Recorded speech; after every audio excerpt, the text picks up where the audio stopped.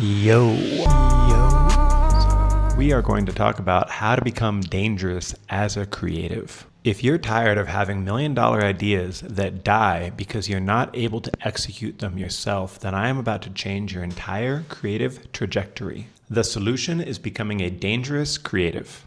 A dangerous creative is someone with enough skills across disciplines to take any idea from concept to reality, without waiting for a team, help, or permission from anyone. In this video, I'm revealing the exact 5-skill framework that makes you dangerous, the specific 30-day learning method that actually sticks, why this matters more than ever in 2025's AI landscape, and the order you need to learn these skills for maximum impact. By the end of this video, you'll know exactly which skill to attack first, have a clear roadmap to creative independence, and understand why being dangerous is the only lane left when everyone else has access to the same tools. Truth is, the gap between successful creators and struggling ones isn't about talent. It's about execution speed. And execution speed requires capabilities across multiple disciplines. I watched too many creatives with mediocre ideas lap me because I was waiting for the perfect programmer, designer, or developer to get back to me.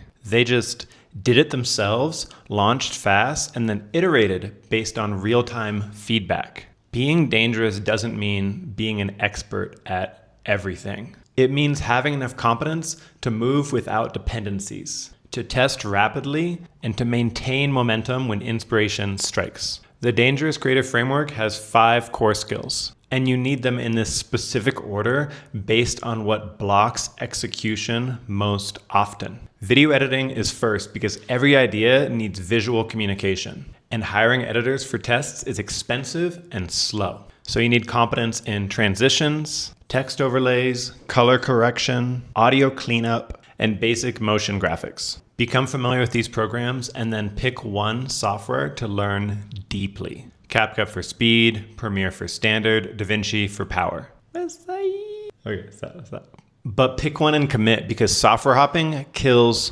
progress. And muscle memory matters more than features. I thought I was good at Premiere when I first started, and then I broke my shoulder, and I had an internship at that time, and I was working on a major motion picture. I was forced to continue with one hand, so I learned all of the hotkeys. By the end of 3 months, what I thought was fast before was nothing. A decade later, I spin up the program, I have the muscle memory. Tap, tap, tap. Early in my career, I got a call from a creative director that I knew out of the blue at like 9 p.m. I answered and I asked them what was up.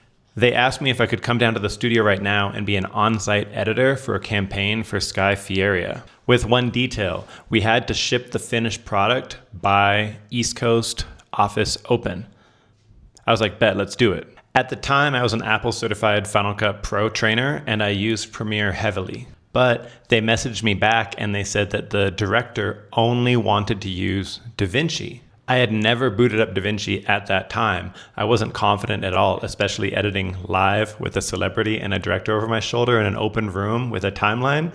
I lost the opportunity. I got DaVinci and I learned the basics the next day. Moral of the story, stay dangerous, stay ready. Anyways, number 2, design fundamentals come second because you need graphics daily. Thumbnails, social assets, landing page visuals. And waiting for designers or paying for simple graphics drains time, energy, and money. Master hierarchy color theory, typography, and basic composition through Canva for beginners, or Figma for more control. But the goal is speed and sufficiency, not portfolio pieces. Paid advertising basics are third because organic reach is dying, and you need to validate ideas quickly. So understand campaign structure, audience targeting, creative testing, and basic data analysis becomes essential. Start with $5 daily budgets on Meta ads and learn by doing. Because courses teach theory, but spending real money on real ideas teaches judgment, and that's what makes you dangerous. I took a client to run socials for an app launch. They asked me for a referral for someone to run Meta and TikTok ad budget. I already possessed a general proficiency from running my own small projects on those platforms. And I was able to confidently take on that role and keep it in-house.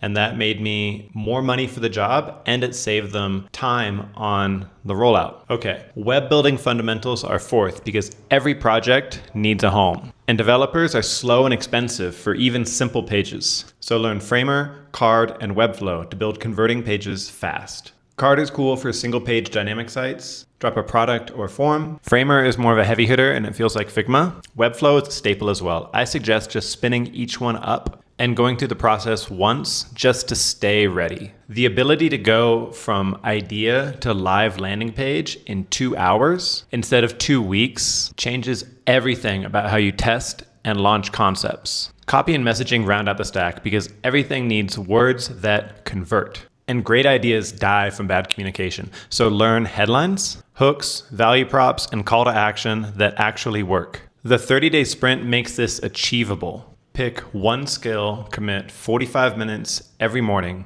Work on real projects only, not tutorials. Learn by doing, not following along the steps. Track progress publicly and then ship something by day 30 using the skills you developed. On week 1, foundations feel slow. It's something new, but push through. Week 2 brings breakthrough moments. Week 3, you're going to see compounding effects of what you've learned. And week 4 proves competence through creation. You'll bring something to market. The order does matter, but start with whatever discipline blocks you the most. If you constantly need video help, begin there. If design stops you, start with Canva. If you cannot validate ideas, start with ad tools first. Here's why this framework is extra relevant in 2025. Everyone has access to AI tools, but AI cannot execute for you. AI can't navigate between tools. AI can't make creative decisions. And AI can't ship finished projects. The dangerous creative that can use AI as a tool while executing across disciplines has a massive advantage over specialists waiting for perfect teams or generalists with no depth anywhere. If you cannot do a process yourself, you are not going to get good output instructing AI to do it for you. If you don't understand the basics of copywriting and you're using AI for your deliverables, we know. We can tell, and it's a bad look. Common failure points include trying to learn everything at once, learning without applying, choosing complex tools over simple ones, and giving up when week 2 gets too difficult. Resources that work include platform tutorials for basics. On the platform, there's often tutorials that will get you up to speed without having to go anywhere else. And the information is from the source. One paid course for structure per skill. Daily application to real work. And public accountability because social pressure drives consistency. The compound effect is going to hit when you realize Monday's idea can be Tuesday's texted concept, Wednesday's refined vision, and Thursday's launch project while everyone else is still writing briefs. Listen to me when I tell you this next part. I failed my first video production company from not understanding this one thing. Speed becomes your competitive advantage because first to market with good enough beats perfect project launched late every single time in the creator economy. I would produce the absolute best videos, but by the time I delivered it late to my client, my chance of repeat business or referral was 0. It didn't matter if it was what I considered a cinematic masterpiece. They wanted it done. So learn from me is an expensive lesson and my gift to you. The mind shift required is from idea collector to creator. Transform yourself from a perfectionist to an execution machine. If you got this far in the video, thank you. Now you have to do one thing for me. Right now, think and pick your most frustrating blocker. Download that tool tonight. Set your alarm in the morning for 45 minutes earlier than usual. Tomorrow morning, open up that app and create something. Post about it and commit publicly for 30 days. And let's begin becoming dangerous. Your creative potential is only limited by your execution capabilities. And those capabilities are completely learnable through focused sprints, starting with whatever is blocking you right now. The Dangerous Creative Framework isn't about becoming mediocre at many things. It's about becoming unstoppable and bringing ideas to life. And that journey begins with identifying your first skill gap today. If you made it to the end of this video, let me know what your biggest blocker is. And if you found this video helpful and you would like to see the rest of the series, please subscribe and check it out. I'll have a link pop up on the screen. Thank you so much, and I'll see you tomorrow. Stay dangerous.